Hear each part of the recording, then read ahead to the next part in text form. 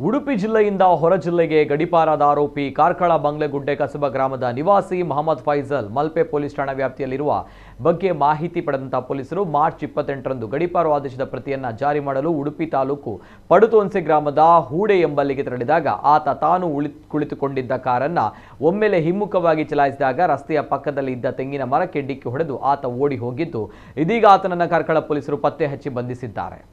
March 28ರಂದು ಅಪಘಾತದಲ್ಲಿ ಒಳಗೊಂಡ ಕಾರಿನಲ್ಲಿ ಗಾಂಜಾ ಮತ್ತು 2 ಮೊಬೈಲ್ ಫೋನ್ಗಳು ಪತ್ತೆಯಾಗಿದ್ದು ಈ ಬಗ್ಗೆ ಮಲ್ಪೆ ಪೊಲೀಸ್ ಠಾಣೆಯಲ್ಲಿ ಅಪಘಾತ ಮತ್ತು ಗಾಂಜಾ ಪ್ರಕರಣ ದಾಖಲಿಸಲಾಗಿತ್ತು।